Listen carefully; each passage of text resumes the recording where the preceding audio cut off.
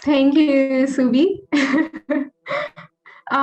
So he mentioned that I come from the land of koalas and kangaroos, but I come from Philippines, currently living down here. And it's currently 9:46 p.m. So sorry if I was yawning earlier, if ever. But I'm trying my best to keep up all the energy to share it to you guys. Right. Okay, so for my sharing, let me bring you to a journey with me through a story. So I think everyone likes story time, right? So this is gonna be story time. So this is the story of a man who grew up in the early 60s in the province of, in an unknown municipality in the province of Nueva Ecija, where he is the fifth out of 8 siblings, where growing up, the only way that they can eat the following day and then they can go to school is if they work until late at night at someone's farm with their father. On weekend, he will be walking for 10 to 15 kilometers, walking through different barangays, carrying a heavy box with popsicle sticks, ice creams, popsicle, and naglalako siya with his brothers and sisters. And he was raised by strict and tyrant-like parents where kung hindi sila sumunod sa kung ano iuutos, for sure meron nang naghihintay na hampas or spanking to them by the time they come home. And there's even a time where isinako yung isa sa mga kapatid niya, tapos itatali yung sako, tapos dun hahampasin. Ganun ka tyrannical or ganun ka harsh yung parents niya na kinanihan. And he has no idea that by the time he's around 2021, where he is at the time, he was on his 3rd year in university, around 2nd sem, that on his way going to his university, merong mag-approach sa kanya na sister. And then that sister invited him if he's interested to go and join to this workshop, which is a 7 divine. I think first it was like 1 to 3 days divine principle workshop, and it eventually becomes 7 days divine principle workshop.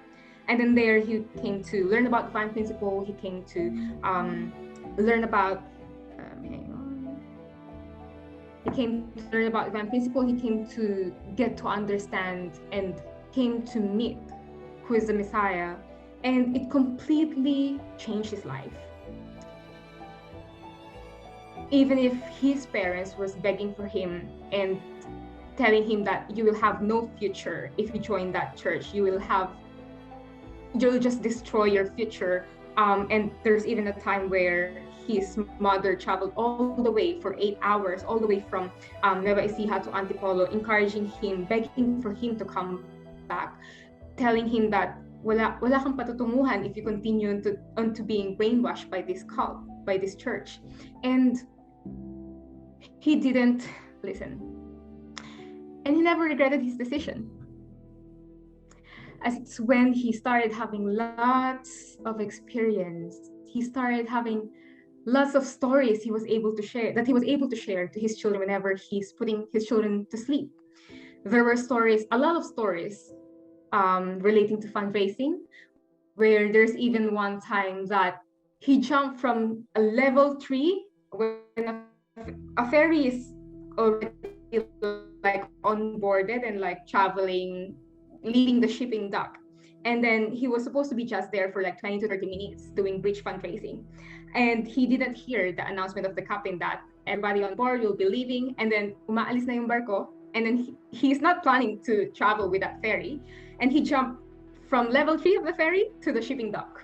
It was like, wow, exciting stories. And also there was even time where he was nabugbog, he was bedridden for 3 days, unconscious. He was like, ang dami niyang sinapon na sidekicks because he entered a private subdivision and then of like elites, and then someone like someone like reported him to security guards, and then security guards like welcomed him with like lots of flying sidekicks, and then binugbog siya, and then after that he was bedridden for 3 days, and then he was also holed up with the fundraising result. And not only that he lead members or Filipinos within doing fundraising, mobile fundraising team within Philippines, but also overseas. And he's also a pioneer of various churches, and particularly in Visayas, Iloilo, Dumaguete, and was even a center leader in Antipolo in his early family days, and for the past 10 years now, a regional leader in one of the regions here in Philippines.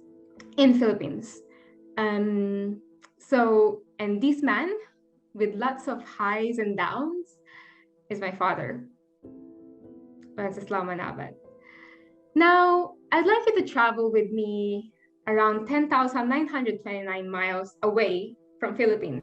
So this is Philippines. Let's travel on the other side of the globe, which is in Aracaju, Brazil. So this is a story of a young and bold and strong lady, where she's the 7th out of 12 siblings. And she's very hardworking and loving, helping out her parents to oversee like their small family business. And same with the other man's story, where naglalako din siya, helping the parents like selling fruits and vegetables around their area. And growing up, she had this innate desire to be a nun. She felt like living a normal life or just getting a job and then having a family is not the end thing for her. So she felt a strong calling, being raised from a Catholic background family, where she wants to serve for higher purpose and she wants to be a nun. And at the age of 17, an international missionary through like caravan and crusade was witnessed on her, and then she was then able to receive the divine principle and get to know the Messiah and the true parents, which just completely changed her life. And she became so crazy doing fundraising, doing witnessing, that while being a university student, that her parents started finding her actions, like why is it that she's coming home too late, or why is it that she's like going to university too early, and then meron silang napansin na parang kakaiba na ano nangyari sa kanya. And so their parents hired a spy to follow her. How's her day like going to university? Is she going to somewhere? Is she going here and there? So the spy then get to know that she's connected to this church, which during that time they are thinking as a cult, because like how can these people brainwash and also like ask a minor doing fundraising?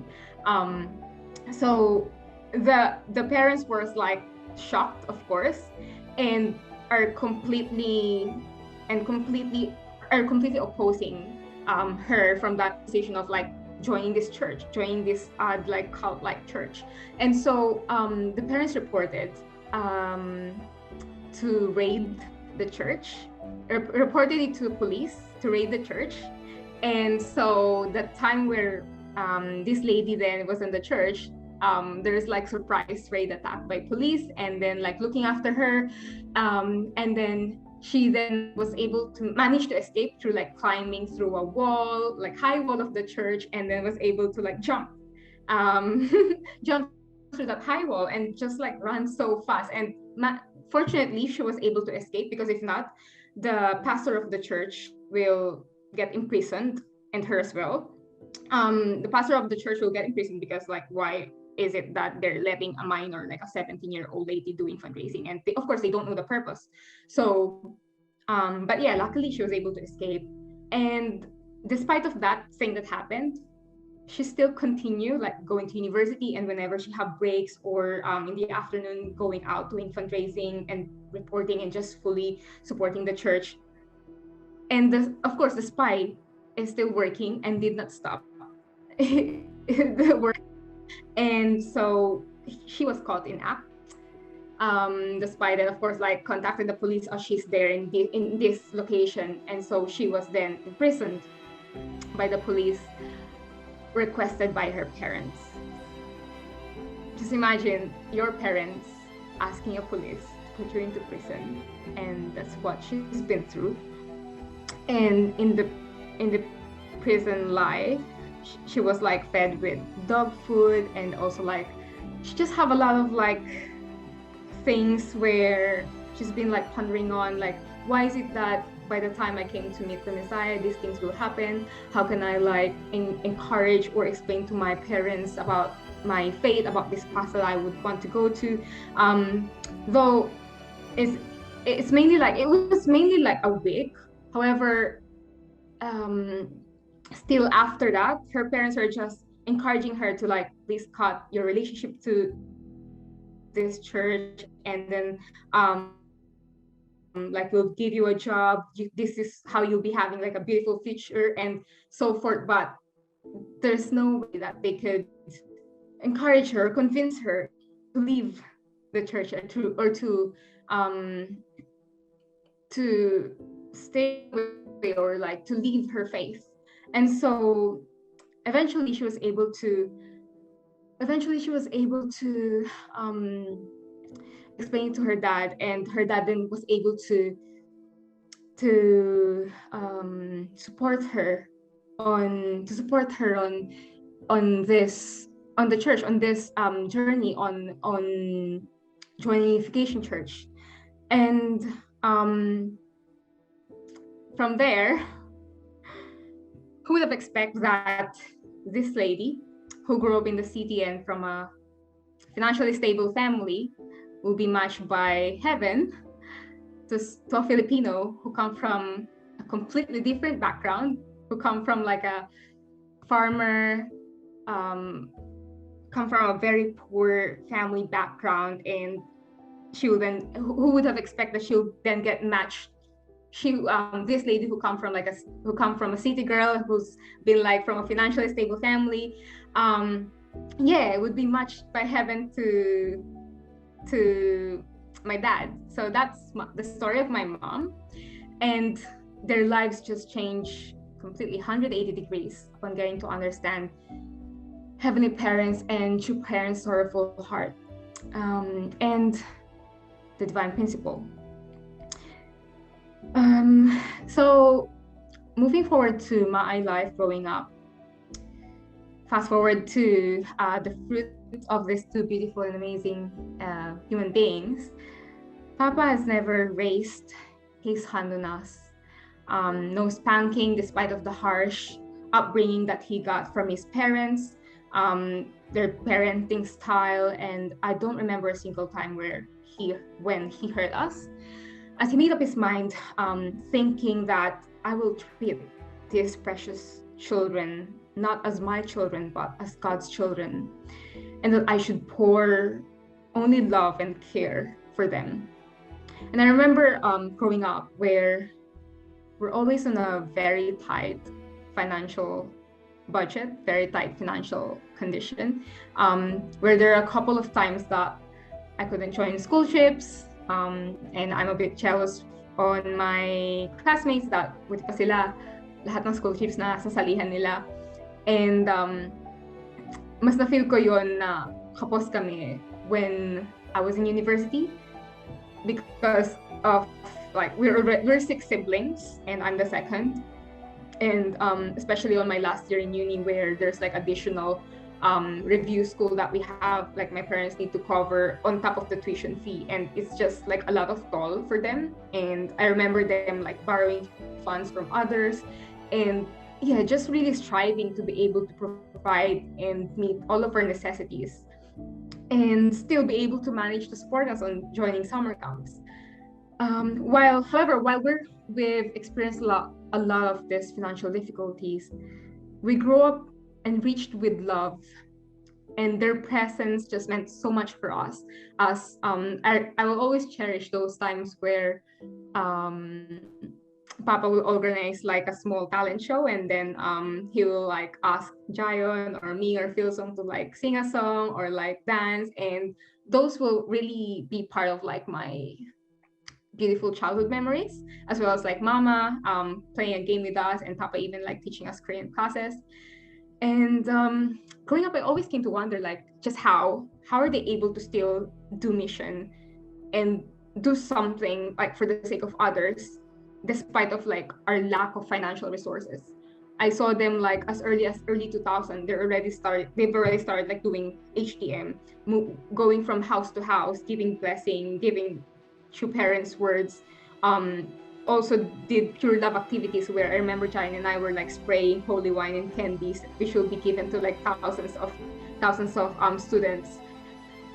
My mom as well was able to convince the principal of our high school to have Tongilmudo as part of the physical education in curriculum in our school, and also still active with Women's Fed and UPF. And I'm just always so amazed and moved with their life of faith. And I felt like they are the real embodiment of true parents' teachings when it comes to what really is a life of faith like. And so with all of this sacrifices and investment, I couldn't help but to only think of how can I give back? How can I give back and return even more? All of their love, all of their investment, not only for us, but for others. How can I ease their pain? How can I do more? And especially, how can I bring back my mom, who's been in Philippines for more than 3 decades? Since she traveled to the Philippines, she wasn't able to come back to her hometown in Brazil for 32 years now.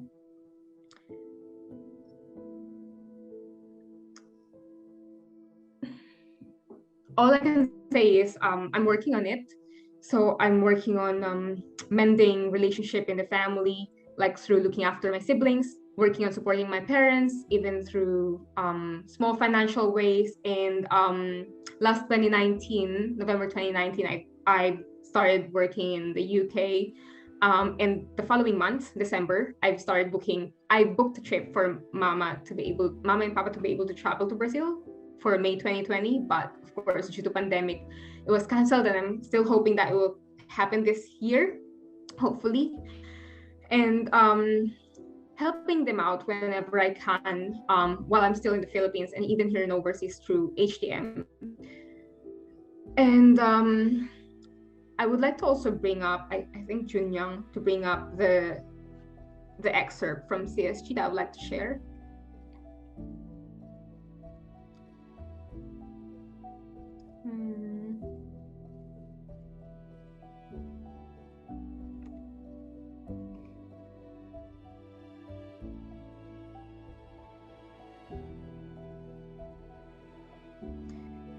So, a filial son is not one who receives his parents' love because he accomplished something beneficial to himself. He is one who, in order to take responsibility for his parents' sorrow, seeks out the difficult task and fulfills his responsibility. This brings joy to his parents. If the parents has done 10 units of work and the child has made the effort to do 15 units, the 5 units surplus will translate into that much joy for the parents. The one who makes effort to serve his parents and thinks how to take on some of their work is a child of filial piety. Now, why am I sharing these stories with my parents to you? Bakit mo kami Ate Jae ang dinala sa story journey na yun? So last week, I had a chat with my NBCC alumni family. And Chuli was around that time, and it was my first time being able to have a chat with her after her dad passed away. And I was reminded of Chuli's heartwarming message to her dad. And I realized that I didn't really hear about how her father lived his life, about how her father has touched a lot of people's hearts, about how her father sacrificed for a lot of people for his family. And I realized that I don't want it to be that way for my parents. I don't want to wait for the time when it's only during giving eulogy, or it's only during the time when it's their sungwa ceremony, that the world will know how much sacrifices, how much love has they imparted for others, how much amazing they are as our parents. And I hope that we could start honoring our parents, getting to know about them in their early life, cherish and love them while they're still alive, and tell the world how much you love them, and start giving back. Start practicing this filial piety that our heavenly true parents kept on reiterating on almost all workshops, on almost most events for BCs. I hope that we could start giving back to our parents with all of their sacrifices, not only right now when they're raising us, not only right now, but like with all of their sacrifices to be able to receive the blessing, all of those missionary lives that they've been through as well. It could be simple things like, Mama and Papa, I can like take out one or two of your chores, or like looking after your siblings if ever they've been having difficulties with their academics, or through, if you're working, starting like helping them out financially, or through helping them out on like HTM activities. And now, if you're not close to your parents, maybe it's time to reflect and think about if you would prefer to just accept the situation, or if you would be open to start taking baby steps on strengthening or developing a better relationship with your parents. Again, I hope that we don't have to wait to be called on a sungwa ceremony before we then start to honor our parents, before we then start to tell the world how amazing they are. Let's start honoring and giving back to our origin. And start practicing and paying a filial sons and daughters to our parents. Thanks very much.